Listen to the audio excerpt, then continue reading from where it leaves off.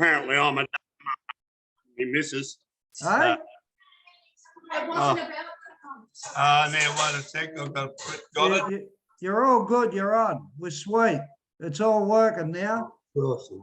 How you going down there? All right, mate. I've got a screen up here saying this meeting has been recorded by a host. Yeah, that's me. I'm like a detective, and an old D now freaking got you on the video under investigation. Well, you won't be getting much then. I wouldn't have expected anything less from you. Exactly. Oh, so how is it down there? Be nice and cold. It's cold early, mate, but it's it's nice now. The sun's out, Yeah. But just come back from walking the dog, so I'm warmed up now. Oh, that's good, mate. Yeah, you're dangerous if you're warmed up. Not anymore. Oh, freaking hell. But they say many a good tune's been played on an old fiddle, mate, don't they? Yeah.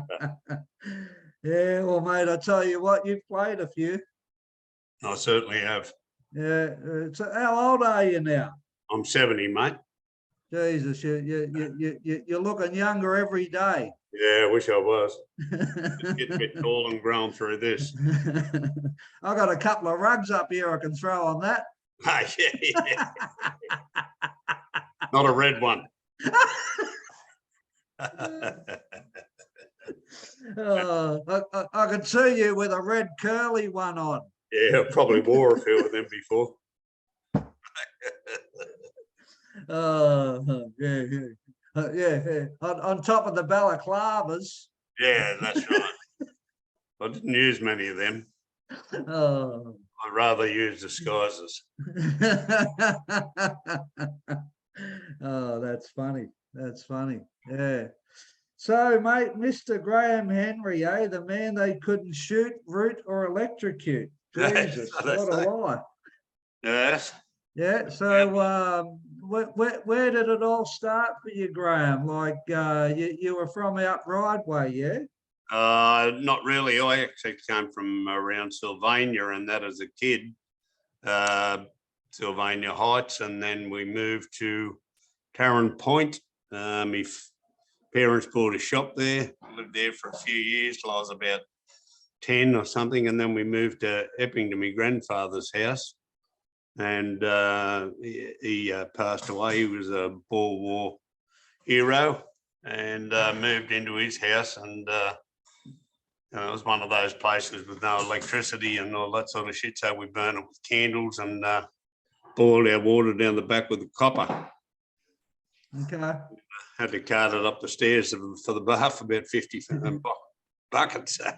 Probably did me good, I guess. I would have kept you fit. Yeah, that was for sure, mate. And how was the old fella? What he would have been affected by that war? Oh, well, I don't know too much about my grandfather. He lived till he was, I think, 99 or 100 or something, and he was one of the last men standing at the siege of the Mafi King in South Africa.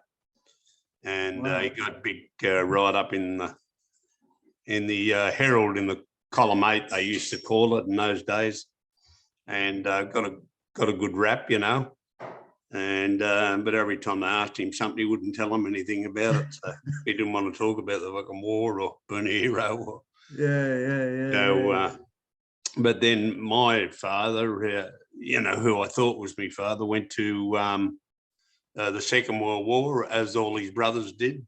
One went to was in Changi and was castrated there while he was there, and my other brothers went to, his brothers went to like Germany and Syria and fought the Middle East. But he got injured over there and came back full of painkillers. He was on morphine for years, and then they changed it to all these tablets called Phenobarb. Yeah. And Phenobarb were barred off the markets in the 70s because of the hallucinogenic things they had, like tripping, so. And that mixed with his alcohol. And he used to drink methylated spirits, he'd drink plonk, he'd drink, anyway, he was, but he was, he was just brutal to me mother. If you've seen him stone cold sober, he wouldn't say fucking boo to you. Yeah. When he was pissed, he still wouldn't talk to you. He just want to king at you at the table, or, that was the type of bloke he was. So, I was actually fist fighting with him from the age of 13 on the front lawn, trying to protect me mother, who only had one leg. How'd you go with him? No good. And I just kept trying, mate. And Yeah. I used to get up on the top of the hill so I could get a bit of leverage on him, and use my height. But he was shorter than me, but I couldn't get him until I was about 16. And then I come home one night and he was, he'd flogged my mother badly and she was hiding under the house. And when I finally found her, I lost the plot and ran upstairs and dragged him out of the bed and give him a terrible hiding. And then I stabbed him with a barbecue fork, mate. And my mother stopped me. I was a bit shocked, really. Yeah. But anyway, he never gave me up or anything. He went to the hospital, and when he was released out of the hospital, he come back and he left a note on the table with all his war medals. And he said, take one of these, hero, for every rib you broke. And I walked in the room and fucking threw them at him and said, you probably didn't fucking deserve them anyway. But, I'm sure he did. But, he was just, mate, he was a bit shattered from the war. He'd come home and his first wife had been seeing someone else, and another bloke answered the door after 3 or 4 years fighting, all that sort of shit. So I'm pretty sure he had his reasons for being how he was, but and also, he was just a brutal mother, Yeah, but also take into account that, as you know, Graham, like the way people dealt with shit back then, what was through lashing out at people and attacking people, and be that females or be that males. Yeah. That's the shit that I remember growing up. Yeah, that's right. Well, that's why I think, I had such a hatred for the coppers early in my life, because they'd just turn up to the house. If the neighbours were complaining, they'd just turn up the house and just say, what's going on? They'd know that he'd been flogging her, because the neighbours would be telling them, and they'd just say, keep the noise down, mate. Yeah. I'd keep it in the house, mate. Like, it was fucking accepted. You know what I mean? And I was a shit girl. I mean, I'm filthy on anyone who bashes women. You know what I mean? Exactly. I can't stop it. I'm sure there's a few you'd like to choke here and there, but. Well, but mate, they test you, and that's the test with females. They bring out the best in you to see your ability as far as how you cope with your internal dialogue. I reckon. I think they're the best teachers we've got. Yeah, probably. Yeah. But it's easy to not see that and react to it, and unfortunately, because, as you know, some people, it overwhelms them, their frustrations or their anger or their inadequacies within themselves, and they just lash out. Yeah, that's right. And and at the end of the day, the poor females, they don't even see the shit coming sometimes, Oh, no, and as you say, you see your mother get a kicking. Yeah. And the coppers turn up and say, keep it down. You think, what the fuck are you cunts going on about? This is me fucking mother. She's getting flogged. Yeah. And fucking, all you cunts have got to say is turn it fucking down. That's it. No wonder, no wonder why you get pissed off and you go, exactly. You think, they're no good. They're not doing anything. They're not, and sometimes it's not conscious that you think like that, as far as their role in society. But back in the day, mate, I was talking to a bloke about what used to happen to my mother a few weeks ago when Jack broke her jaw and she used to go to the coppers. The coppers used to say to her, go home, Jude. Sort it out with Jack. Don't, don't fucking come up here and tell us about it, because what can we do about it, Judy, Yeah, that's right. That's exactly right. It's a different world today. They'd kick your door in with, 30 police and, all dressed in SWAT gear. Yeah, exactly. Have the fire brigade out the front and they can pull on your gate off and, oh, fuck, Come on, I joked the other day. Yeah. The way So, they handle things, ridiculous. oh yeah. So in your home life, I don't know, did you would have enjoyed things away from that with your mates and frigging run? Oh, well, that was me solace, mate. I had to get away from Exactly. the place. So, I ran the streets and did my own thing. And that's where I found me peace, out on the street with all the boys and running around doing what we did. And, like I run a pretty big crew, like as young blokes, like we had probably 30, 40 blokes, maybe up to 50 at times. And, but out of that 50, it was probably about 8 or 10 that I worked with of a night, running around with me, leading the charge and hitting the warehouses and doing whatever we did, and I did that really for, I mean, to tell you the honest truth, I enjoyed it, but Yeah. and I look for all those things I've ever done, never been charged with breaking out. I've never been charged with robberies. I've been charged with them, but I've beaten them all. I've been the main thing ever got me into trouble was my violence. Yeah. And that instantaneous violence that just explodes like that, and not something that was planned. If it was a planned violent thing, you would understand. You know what I mean? Yeah. It's a different ball game. But that's it. But as you say, it's exciting as a kid. You're a little bit older than me, but I can relate to you where you're running around with your mates, you're doing the jobs, you're getting an earn, you like getting the coin, having a drink, taking the piss out of people, having a laugh, having a stink, Yeah. I found all that exciting as a kid, Of course. I loved it. I loved what came with it. Well, that's all that happened down in Piermont, wasn't it? Yeah, that's right, and around Balmain. But That's the thing that led from that was it got serious for me. All that nick, all the homes getting pinched on that murder when I was a kid, ending up in the nick. And when it started getting serious, and I started doing all the time, it was like, fucking, I was just over it in the end. Yeah, that's right, mate. What was the longest you served? 3 years, 4 years. Yeah, right. Okay. Yeah.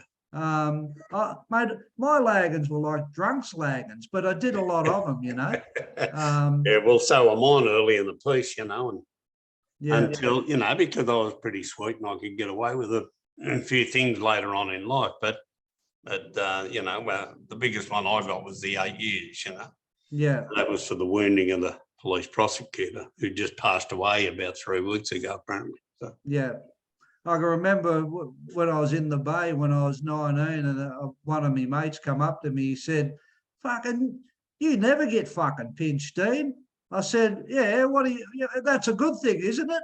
Yeah, Well, that's you right. cunts are always in the nick here." And he said, "Well, why don't you get pinched?" I said, "Fucking, I don't know. Why do you always get pinched?" Yeah, that's right.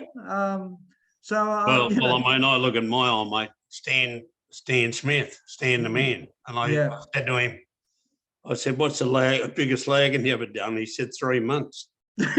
I mean, 3 months. I mean, here's a bloke who knocked 16 blokes and he did 3 months. Yeah. And people whinge about the green light. Yeah. If you didn't want to play that, you're a frigging dummy. Yeah, exactly. Mate, I used to sit back in jail when I was in there, and I'd look at the people doing the nick, and I'd think there's not too many fucking smart people sitting in here, No, mate, no. It's no, mate, no. It's a mugs game in there, But unfortunately, when I say it's a mugs game, we got to go through it. We've got to do it, do our lagans, Well, at the end of the day, if they didn't get you for something, they were going to fabricate you anyway in those days. So, I mean, that's how they operated, or if you didn't pay or, whatever, they'd always set you up. And I mean, that's what I used to say to my crew. I said, listen, this is the crew that I run around as the alleged professional armed robber. And, they pinched me over these armoured van robberies. And I said, look, the only way that want to catch us is fabricators. Yeah. And that's what they did in the end, but they did it badly. And I, you know, and I ended up sticking it right up them in the courts, and we walked away. But oh, they were filthy too. The commissioner apparently pulled up out the front that day, and after the acquittal, and as the police walked out, my wife was walking out, and police said, "How'd he go?" And he said, "The bloke bastard beat it." Right. Next minute, you just see the window go up, and he's taken off. Yeah. You know, he was filthy because we got pretty bad publicity to it too. You know, there was one detective called Detective Davison who became pretty notorious after Roger Rogerson, you know, and all he wanted to do was get rid of Ned Smith, me, you know, especially Ned. He hated Ned with a passion. Yeah. And he wanted him off the street. He loved Mickle Hurley and all them blokes because they fed him. You know what I mean? Yeah. But you know, he ran around big noting and carrying on, thought he was real clever. And as I say, he stitched me up, and I stitched him in the end. So he was filthy on that, you know. But I just answered, you know, may the best liar win on the day, or the smartest, you know what I mean? So Exactly. one Hey, the notoriety that's come upon you in your life, do you ever look back over that, and is there any downsides to it?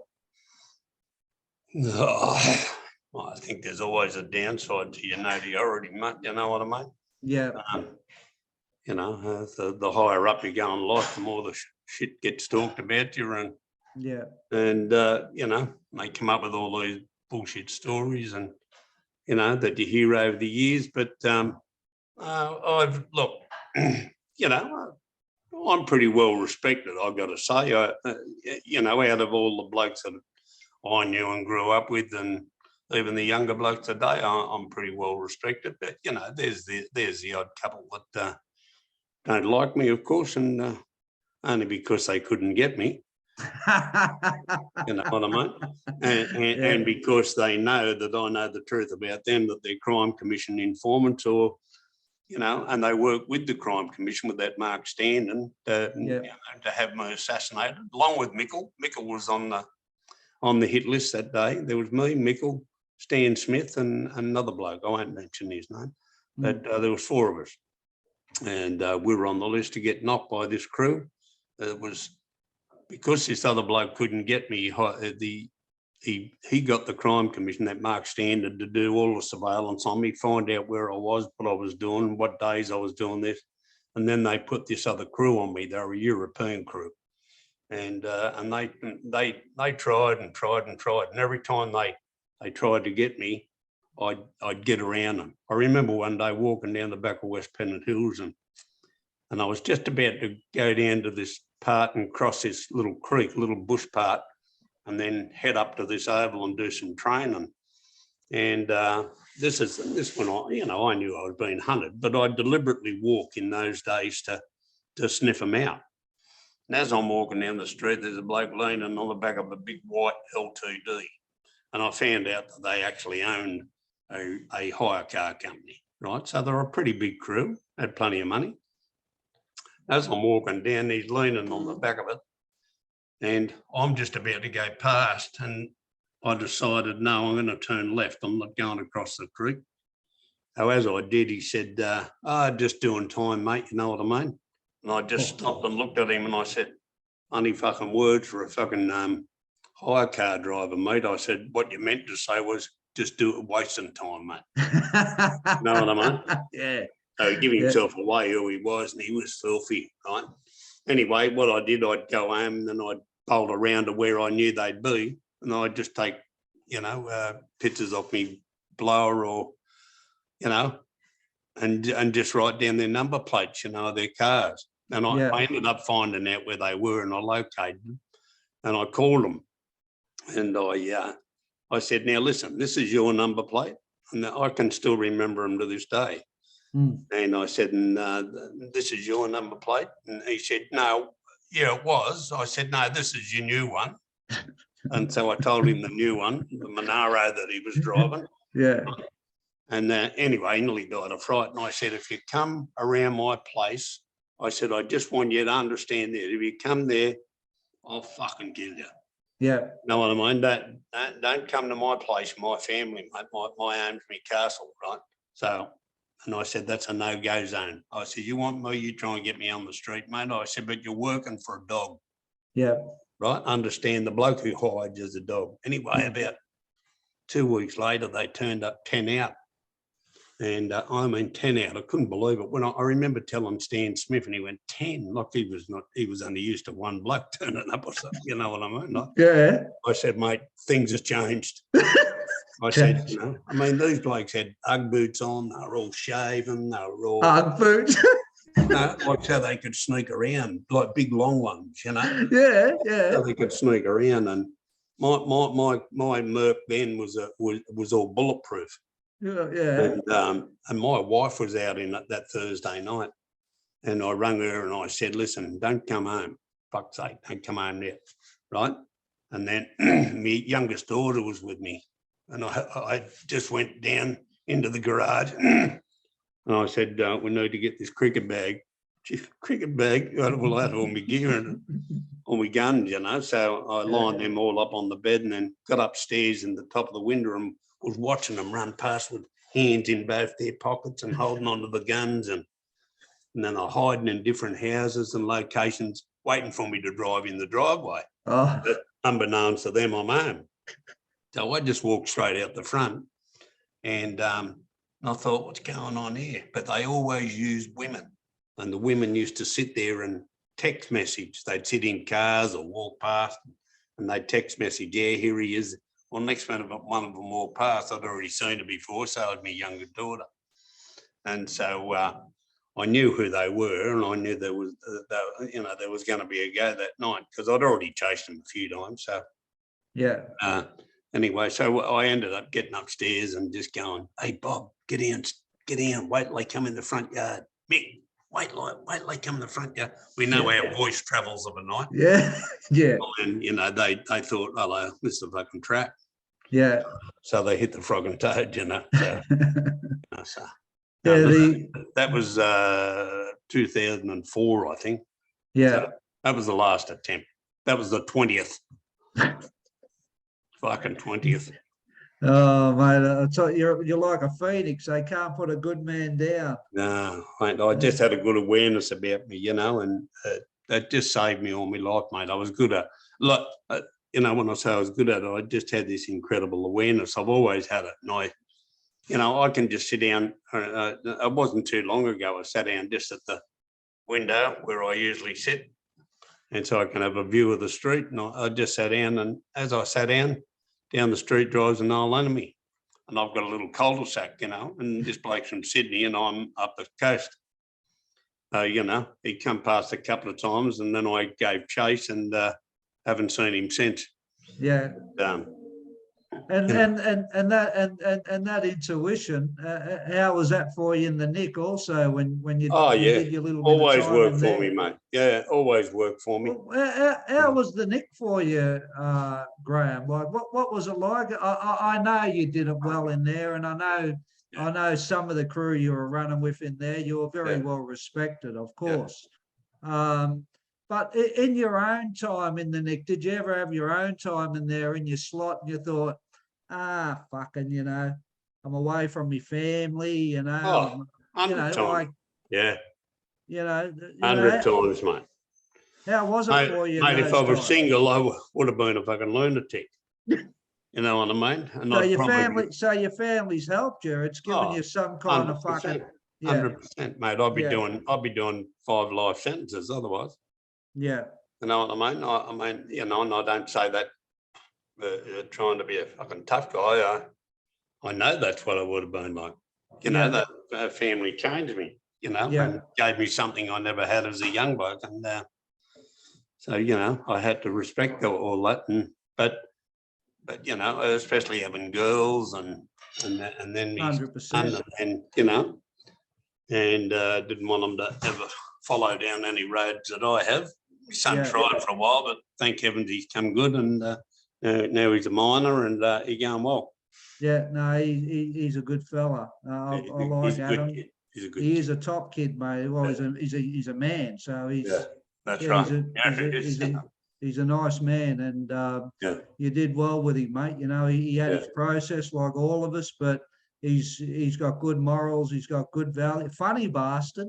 Oh yeah, he's quite comical. I said Where'd it's you funny. get that from? Funny. Not from me. His mother. No, she's not that His funny. She can be. I don't know where he got his wit from. He pretty sharp. He is sharp, mate. Like, yeah, he is. But I said to him, I always said to him when he went to the Nick, I said, mate, listen, that might work for some people. That fucking funny behaviour. Don't fucking do it to the wrong people. Exactly. Yeah. You know, some people don't take that comedy as quite funny. You know, It's good I at- was one of them. Like, I didn't like fucking shit like that. I just fucking attack them. Yeah. You know what I'm. Well, you've got to earn that amongst the people in there, don't you? Oh, of course you do, mate. You know, you got to walk the walk in there. I remember a bloke saying that to me one day. He said, you got to walk the walk and join one of the crews. I said, mate, you be king of the shit house and I'll be king out in the street. Yeah, I'll fucking walk my own walk, mate. Right? I don't knock around with fucking gangs. I don't need a gang. Yeah. You know, Yeah. I need to get protection. I'll just pull something out and And give you a I little think bit of air conditioning. exactly, and I think that's what separates the leaders from the followers too, Graham. You know, there is people that are born natural leaders, be that in that lifestyle, be that in the Nick, be that in running crews or gangs or whatever it is. And there's other people that they feel better following those kinds of people. That's right. Yeah. Yeah, you got to have good soldiers. You do, mate. I can remember when I used to go into the Nick, like I always run around with a decent crew. But, you know, I've had blokes say to me, oh, you know, did you run around with that crew because you felt safe and protected? I said, fucking nah. I'm fucking safe and fucking protected. Yeah, I run around them because I like their go in them. And they made me laugh. They were good fellas. They had dash, you know, they fucking... And they got things done, you know, that you got all the benefits from that too, Graham. No, of course, exactly. And you know, that's appealing, you know, like everything that comes through the joint, you're associated with it. And you know, back in the day, alcohol, we used to have screws bringing in scotch and bloody, you know, pot and drugs and pornos. Had a few days. Yeah, all that. Yeah, play it right through the whole jail. Yeah. Yeah. Oh, that's funny. There'll be a few blokes coming in dreary-eyed in the morning. Yeah, been watching those videos. Oh, Jesus. Every night they were on. I remember one day, this is how naive old Lenny McPherson was. There was a porn on that was on in the afternoon. And anyway, he walked into the cell and he sits down and has a cuppa. It's before he's just knocked off. He's waiting to go over the kitchen and work, right? So he's sitting down the cell with me and he said, what the fuck's this on TV? I said, it's fucking bold and beautiful, mate. I said, it's just the show. And he said, but they're having sex. I said, yeah, they do that on there now. He said, fuck, I haven't watched TV for years. He was fucking cute, mate. He was fucking, like, for a fucking bloke, he was a smart bastard. He was fucking naive in a lot of ways.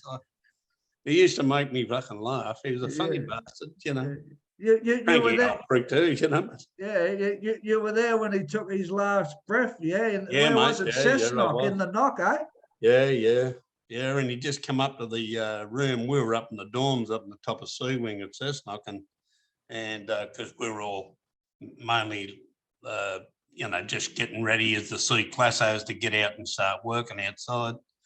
And then he'd come up there, but, you know, every day he'd be, you know, brooding about Louis Bayer or someone like that. And I'd say, mate, I said, don't worry about him. He can't hurt you. I said, here's evidence.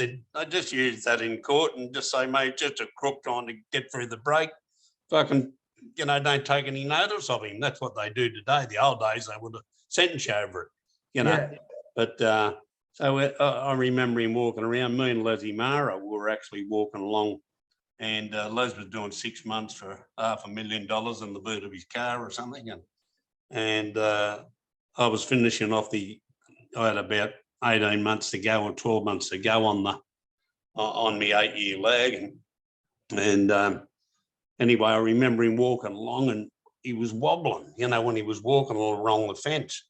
I said to Les, I said, he looks a bit uneasy. So I walked over and I said, what's wrong? He said, that fucking Louis Bayer. He said, fucking in the Royal Commission, fucking give me up. I said, what?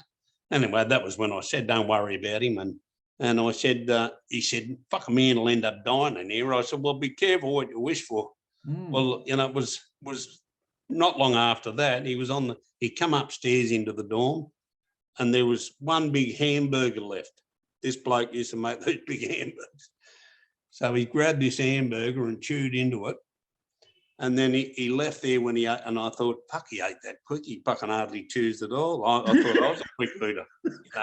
Anyway, he went downstairs and then got on the phone, and whoever he was fucking talking to, he got up him, being the cranky old bastard he was. And next minute well, that's what I always thought. I thought he choked on it, on the hamburger. Anyway, apparently his main aorta burst. Like, I could see him yelling, and then he just went down like that. Fuck, bang. Fuck. Knew he dead straight away, So. Yeah. And we had a bit of a service up there in the job, but a few blokes didn't turn up. So they said, he's an old dog. And Yeah. You know what I mean? Because they read all the papers and they see the things. And, they've never produced any tapes they reckon that he used to make. Well, it's that's what I say. And look, in those days, they'd meet him on the corner. They had to have an excuse. The same with Ned. I'd never ever saw Ned give any information to anyone. Yeah. And had I thought it would have been a different ball game, and I would have pissed off in his company straight away.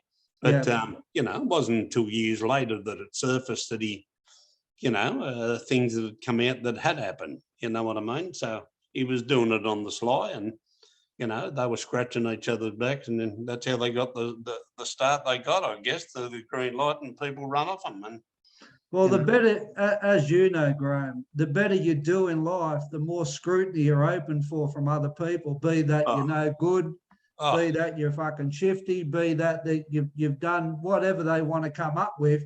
Yeah. It's like the tall poppy syndrome, isn't it? That's right, mate. When you kick on, be that you got going, you got dash, or friggin' you make a lot of money. You people just want to, say bullshit about you, or they want to put you down, or they want to start talking shit because they're jealous of you, mate. They can't fucking get there.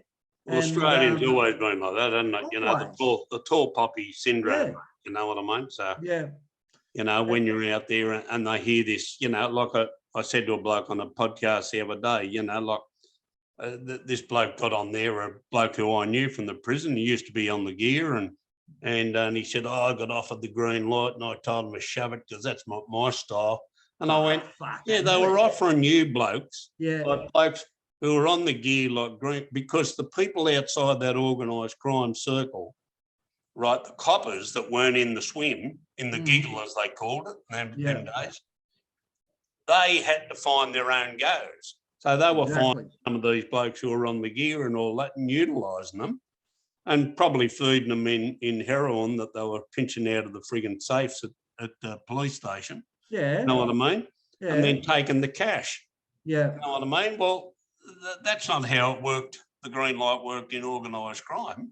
We told them what to fucking do. Yeah, that's what I was going to say. Not in your fucking league. That's the difference, Like we'd say, we're going to do a robbery today. It's a pretty hard place to get out of. You'd be there. Yeah. You know what I mean? Or they'd go there and they'd pull out our photos out of the identikit thing, or they'd put bodgy pictures in the identikit, pictures in the paper. Yeah. You know what I mean? And that's how they did it, and that's how they come up with all these bullshit stories over the years, like this, that robbery was done by this person or that. No, they fucking weren't. And the Crims are the best at that, aren't they? Oh. Fucking, you know, I could have got the green light. I was there with, yeah. I was I've there. heard them all say that. Or There's I was blokes there. that I was blokes there used to when say this to me, happened. I would have been in your crew outside. I said, you Oh, wouldn't have got to start, mate. Well, you had to have something you were good at. exactly. You know, you just didn't get into the fucking that sort of circle unless, you know, you were good at burglar alarms or you were a frigging genius at drilling through safes and, Yeah. you know what I mean? I mean, you had to have a specialty. And You know? and to take it one further, those coppers that you're associated with, they weren't fucking imbeciles.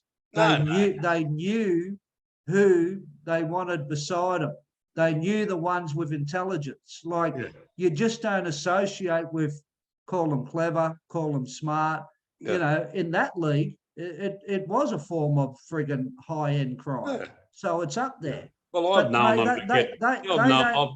I've known them to get what $1 million handshakes, mate. exactly. You know what I mean? Like you're talking thanks for serious helping us money. when they retired, and I'm talking way up to the assistant commissioners of police. Exactly. You know what I mean? So Yeah. you know, I'd forget that in a court of law, of course, if anyone. But you know, that's the facts, and you know, and they got paid well if they had to pay. But you know, people have this thing that we used to pay every week. Oh, well, we'd pay when we wanted to pay. Mm. You know, when we needed to, if we thought we really needed a little bit of help to a diversion, and we'd get them. I mean, I've been sitting in the car ready to, you know, just changing gear after we've just done a robbery and they've driven past and waved at us, you know, on their way to the robbery. I mean, fuck, mate.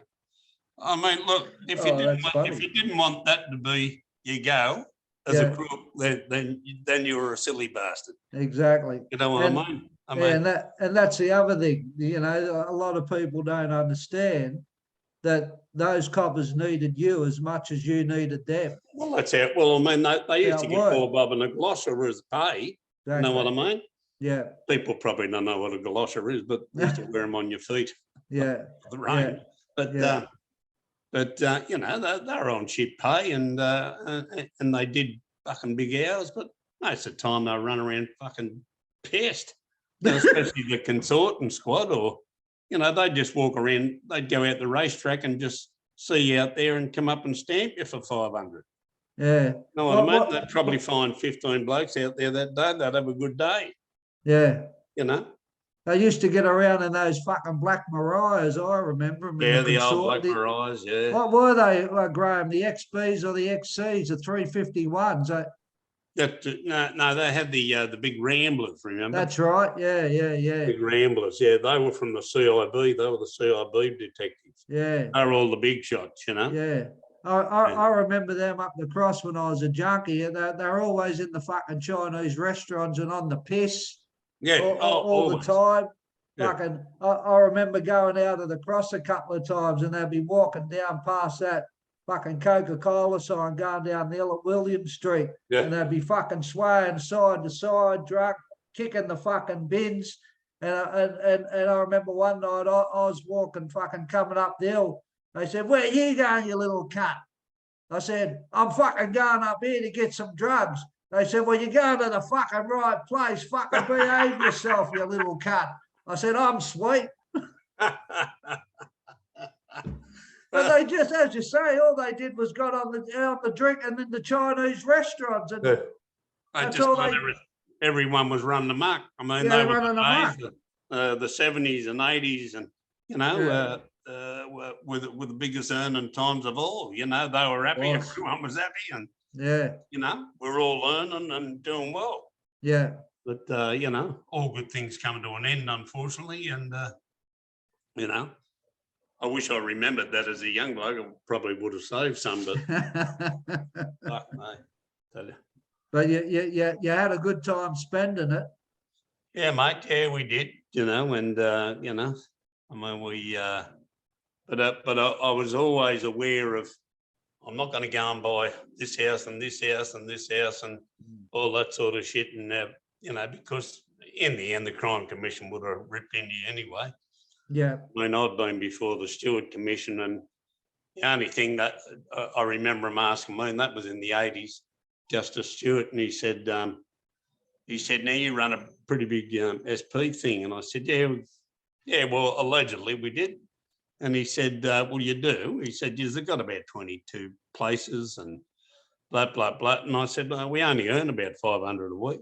Now, me and Ned had already worked this out outside what we're going to say. So we go in separate. And I said, look, every now and then I'd skim off the top and I'd rob my partner.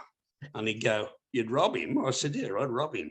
You know, and he said, so I'd take an extra 1,000 home or something. And he said, how long ago was it that you were doing this? You're still doing it now? I said, no, actually, I'll give it up about 6 months and 2 days ago. Well, it was just past the 6 month statutory that they could get you on. Right? Yeah. So we already knew that. So anyway, the prosecutor just looked at me and winked and went, you know. And then Ned goes in and they told him that I used to rob him. We pissed ourselves laughing about it after it, you know what I mean? Said, fuck, you know. But friggin' tell you. So, But, you know, I mean, we had some good years, me and him, but we had some shit ones too, me and but you know, he's passed on now. I don't want to go giving him a spray. so what did you think of him as a bloke? As you said, you had your good times and your bad times. But before you answer that, I just want to say, back in the day, with your mates, you did have fights. You did have fucking disagreements with them. You had punch-ups with them. They robbed you. They did the wrong thing. I can remember thieving with people, and mate, you'd have to watch the fucking blokes you were thieving with to rob you to get the money. 100%. You know, like, and as far as mates are concerned, like I had a lot of good mates who I didn't trust, who I did have fights with, punch-ups with, but I still liked them. Yeah. Well, you know, I had a funny relationship with him. It was a love-hate one. Like for years it worked well. Yeah. And then when he started to, you know, because I was the one who really put the team together. Exactly. And I was the organiser. I'd run around, I'd do all the homework. And I, as I said to him, your only job is to keep us sweet. Yeah. No, that's your job, mate. Because you're too big. You stand out like dog balls anyway. And you didn't have all the cops on side. You only had a few. You know what I mean? So but they were the major ones. But, you know, I mean, how he came up with 72 police in the ICAC is beyond me. So they must have been helping him fabricate them. So yeah. Because he wouldn't have known 17. Yeah. So anyway, but look, we got on well, and then but I could read him real well. You know, I could read him well. I always knew if there was something sniffy going on. Yeah. And in the end, he just got his nose out of fucking joint. Now, mate, when I say I'd play squash with him and beat him or racquetball, he fucking wouldn't talk to me. like, you know, that's the silly jealousy in the bloke, you know. And he had these silly jealous fucking streaks in him. And, you know, like he was a sook, eh, Graham? Like I heard he was I can remember him from around Glebe. Fucking, he used to look after us as kids, you know what I mean? Yeah. He used to make sure you're all right. Don't fucking rob this one. Don't knock these cars off, you little pricks, you know? Yeah. Like, but I heard through mates that he was a fucking bit of a sook. Yeah, well, you know, I mean, his reputation was blown out of proportion by the media over the years because, you know, as I say, when people disappeared here and there, you know, he'd go around and tell everyone he did them, and he'd even tell the cops he did them. Yeah. You know, and I'd just go, well, yeah, sweet, because in those days, none of the gangland murders ever got solved, as you know. Yeah. And, you know, it wasn't until he turned on the cops that they turned on him and he started bragging about these crimes he never did, like Harvey Jones and, you know. But look, he was good at being behind the goalpost. Yeah. He was a manipulator. He was good at it. Yeah. And, you know, as far as doing things with, I've plenty of complaints from people who have worked with him, and I've worked with him, and Yeah, I mean, he's left me posted a couple of times on a couple of occasions on some heavy goes, and we had big fallouts over it. Yeah. And he's robbed me. Mm. And I punched on in Chinatown with him. I mean, they're showing that blue murder that he punches me all over the floor and headbutts me, and I'm blind. And I was pissed, all right. But he was supposed to turn up there at 3 o'clock that day in Chinatown, and he turned up at midnight, and I'd still was sitting there waiting for him. And I knew he was going to come back and see the barmaid there because he used to knock her off, you know. Yeah. So I was sitting there waiting, and I had a blade down the back of my pants, and I said, if he doesn't pay me, because I knew he'd done a robbery that day at 200,000 at a bus depot. And so anyway, I waited for him to turn up, and I'd already sniffed him out earlier and found him. And he said, you can sniff money. I said, yeah, I can. And I said, and I want that money, Amy. And I said, I want it today. And anyway, so next minute he lobs in, and I'm sitting on a bar stool, and he's standing up. And I said, well, you didn't walk in with a package, mate. Where's me fucking money?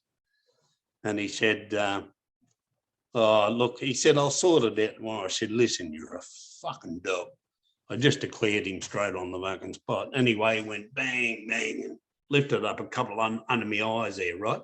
So naturally they blew straight up because he punched me up under there, but he wasn't a very big puncher for a massive blow. Yeah. Anyway, I just rocked back off the stool, and so then I went bang straight for the blade. Well, it fell down the lining of my pants. It was stuck between the lining. Yeah. So as I grabbed it, it fell down the leg of my pants, and then he run down the end of the bar in the Covent Garden Hotel, run behind the bar where his girlfriend was, and said, look out, he's a fucking maniac, right? So he knew he'd seen me in action, so he knew that I'd fucking chop him up if I fucking got hold of him. Yeah. Anyway, I ended up going out and come back with a fucking shotgun, and he was gone and, you know, locked up in the office, and I couldn't get into the place anyway. So I let it go, but then, you know, I tried to sneak go him after that, and then the police saved him again, and I was laying in the garden at Roselle in opposite the Freewood Hotel. I actually took that Gary Dublin down there from the ex-homicide cover. Yep. And showed him where that was going to happen. And just I knew he was going to open the passenger side, and his girlfriend was going to drive the car. You know who she was, so I don't know. Yeah. I knew she was going to walk out, hop into the car, and he was going to open the passenger side. So I'm laying in the rose garden, this little brick wall covering me, and got someone waiting down the road ready to scoot me off. And then I could hear my heart beating. You know, I could hear bang, bang. I was pumped. I was sick of it, you know. So when he came out, the police pulled up in a bull wagon on the corner, like about 10 feet away from where I was laying. And if they'd only just had a good lamp over the fence, well, they would have seen me, you know. And anyway, so I had to roll myself to the side and cover the gun because it was chrome. You know what I mean? It might have shone a little bit. So give it a reflection away. So anyway, the next minute they said, hey, Ned, you going down to that new club at Balmain? He said, yeah, I am. And he said, oh, well, we'll follow you down. I went, oh, fuck. Oh, no. So I let that go. So then I went down to the place where he was, and I pulled out Ray Wales. Did you ever know Ray? Yeah. I know, Ray. Right, so Lip was on the door. He was the bouncer, you know. Yeah. Anyway, so I got a wig on and everything, and bloody disguise, right? So I get to the front door and I called him out. I said, Ray, come here. And he straddles out the door, strutting, you know. He said, yeah, who are you, mate? I said, it's fucking me, Abba. He went, oh, fuck.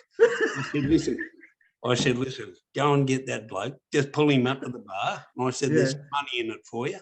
Yeah. I said, just pull him up to the bar and just talk to him. I said, I want to get him away from the coppers and his girlfriends and all that, right?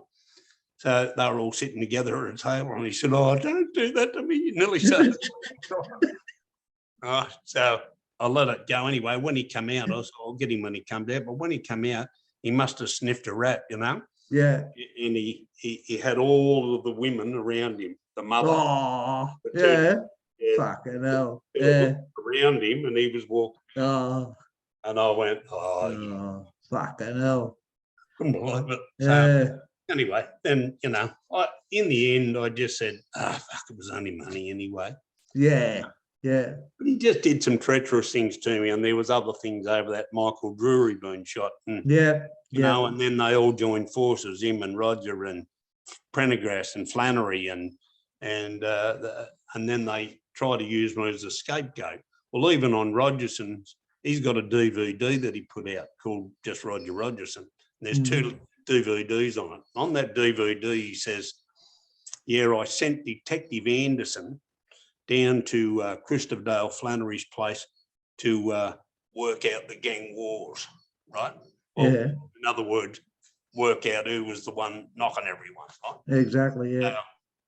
When they got down there, Kathy Flannery said, and I had someone there who was there who told me who you know, and they said to me after it, you're going to be the scapegoat. Well, I was not only the scapegoat for the murders that we used with this gun, I was also the scapegoat for the Michael Drury because he didn't die. Gotcha. Yeah. Yeah. Yeah. It was a great, I even told Roger to his face. I said, on a plane coming back from Brisbane one day, I said, you were part of that and you were going to fucking, he said, oh, you're paranoid. I said, no, I'm aware. And I said, it was good business. That was fucking smart. I said, but you just failed. Yeah. So anyway, they tried to get me in the middle of the city one day, and Ned was supposed to come with me, and then all of a sudden he had to wait for Roger. So I've got the gun in me. I go up the cross, up towards the Coca-Cola sign, go to the King Arthur's Court Hotel where these people are supposed to be, that are part of our team. They're not there, of course. No one's going to be there. Then on the way there, I got followed by this panel van, like an old Sandman van, you know? Yeah. Then I could keep on seeing the curtain moving in the back of it. And I said, I know that driver. I fucking know his head, you know? Yeah. And that turned out it was Laurie Prendergast. So, right. But as I get up to as I look in the bay window from the King Arthur's Court, if you've ever been in there, I look out this window and I look across where the old fire station used to be. There's a few car parks there going down the ramp that comes back onto the I know. Yep. onto the museum, you know. So I see them parked there, then a police car pulling beside them. Police car gets out, the coppers fucking up them, you know. Yeah. Giving them a fucking rouse, you know. You could have got him, you could have, you know. I'm only surmising what he's saying to him. So I thought, well, it's no good pissing off out of the Dragon's fucking den there. I've got to go into it, because if I go away from it, I'll never know who it is or what the plan was. Exactly. The penny hasn't quite dropped yet until I'm in the car, and then the cop car takes off in front of me. The panel van comes out behind me, and I'm still thinking, are they cops? Are they cops? And then the penny dropped, and I thought, no, that's that fucking Prendergast. You know. But in the back was one of my own team plus Flannery. Fuck. You know? Jesus. So when I get into Market Street, near St James Station where David Jones was, I come to the first set of lights, which is Castle Ray Street. It's a one-way street going that way. Yeah. And then here's this copper park. There's no one around the city because it's everything's shut down. So, you know, it's after lunch on Saturday. So here's the car park with his wheels turned out, ready to grab me. Just hang 5 seconds. You're right. Oh, yeah, I've got to be there. Yeah, I'll have to. Yeah, you're right. So next minute, the copper has his wheels turned out, ready to block me. So I went straight across the other side of the road. Nearly run over one of them PMG blokes, you know. Well, I did run over the top of him. He was in the cage. I just ran straight over the top of him and reversed the car back and ended up in Castle Ray Street. Well, how I didn't get hit by the buses coming. I went straight in between them. It was like it was meant to happen. Whoosh, whoosh. And next minute, I'm facing like the other way, like I'm facing the opposite way up the one-way street. I look over at the panel van and they're getting back into it with the bellows on. And the copper takes off, right? So what was going to happen, I find out later, the copper was going to drive around the block once they'd got me, right? Once he'd blocked me and I stopped, they knocked me. He drives around the block and comes up and says, oh, look, I've found Abbo Henry on the side of the road here dead. They take him through ballistics And Yeah. I go down for the shooting of Drury plus Yeah. 3 gangland murders, right? Ah, All used off the same gun. yeah, yeah. So Freaking it was a hell. good plan. Fucking Yeah, great. yeah, And I'm filthy. I fell into it. But I fell into it out of wanting to get Flannery, exactly. right? Yeah, And I wanted him out of the road. yeah, And anyway, and as it turned out, well, you know, they all went missing anyway, because at the end of the day, when you start taking that was one of the rules of organised crime. You start hurting the police, doing shit like that, you're going to go. yeah, They're going to come down on you like a ton of bricks. And it was one of the reasons I blew up with them about it, because I was at a meeting when it was all going down at the back of Flannery's house. And I said, you're a pack of imbeciles even contemplating shooting the fucking copper. exactly. I said, you're going to fucking bring the house of cards down. It's going to be the end of us. You know? Bad move, eh, Graham? Yeah, Fucking ridiculous. no, ridiculous. Just So anyway, all out of greed, ego, fucking, Yep. you know, big shots. Yep. And anyway, now they're all fucking gone. And Roger's sitting in there rotting away, and Yeah, you know, just yeah, stupidity, and running around with a known police fucking informing copper. yeah, Roger was one himself, but yeah. you know, but that bloke had given up all the cops up the cross and everything, and here he is running around with him, and he expects to trust him. If the shit hits a fan, you're fucking kidding. You know, so you know, look, I think it was a setup, the whole thing. I think the coppers planned it. Yeah, You know, and that young Gayo was already an informer. yeah, They used him up, mate. That's why they never stopped the other Malaysian people, whoever they were, that pulled him up and dropped him off. They left the scene. Well, why would you do that if someone's going to do business with someone? exactly. You're going to give them a lift home after they've done the business? Fuck off. Go back to your own crew, mate. So they leave the country, and you know, so they say, and you know, it's just a complete setup. A lot of it, I think. Yeah. You know, that's how they operated in them days, mate. They got away with it. You know, I they all give each other up. I still think it happens these days, Graham, you know, but more in a subtle way, you know, like DNA is the trick today. Yeah. They started picking up my cigarette butts, and I blew that up in the papers. I went straight to the Crime Commission. I said, you know, I used to smoke up till I was 50, and I said, copper just walked in here and picked up me fucking cigarette butts, put them in a plastic bag, and walked out the pub. I thought he was a bar useful. Or a wino. You know what I mean? You know, no, and he had the bow tie on and the white shirt, but he walked in off the street. And he walked in, I thought, how come he hadn't gone to the other tables? He walked straight over to ours, emptied it out. I was sitting with Stan Smith. Yeah. He walked straight out, and I said, you see that? So come the Sunday Herald, I blew it up with the crime reporter. Yeah. And about 4 or 5 blokes got out of jail. They used that against it, you know, saying that's the only evidence they had on them. Gotcha. And that's the tricks they were doing. So that's how they were going to set me up. They knew I was hunting their prized little police informer. Yeah. And as soon as he was dead, they were going to put that beside him. So, yeah, you know, I had to watch my ass, mate. The only reason that the mongrel still breathes. Yeah. You know what I mean? Yeah, 100%. I don't say that lightly. 100%. You know? Yeah.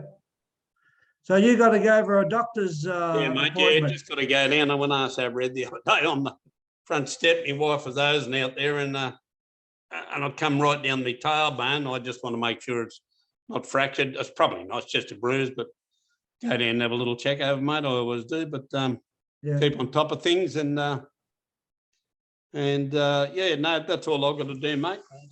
All right, buddy. Well, let's follow it up with another one, you know. Yeah, good as gold, mate. It's good having a yarn with you, mate, eh? And thanks for the good stories and the entertainment, mate. And no worries, mate. Yeah, you have a good day down there, and hope everything goes all right for you at the hospital, eh? Yeah, no, it'd be good as gold, mate. Oh, well, if you got through fucking everything else that you've just talked about. Yeah, I'm not going to go down with something like that. Exactly. All right, Graham. Well, you take care, mate. And thanks for your time, mate. No worries, mate. Been a pleasure. Right, mate. Look after yourself, Graham. See you, buddy. Thanks, mate.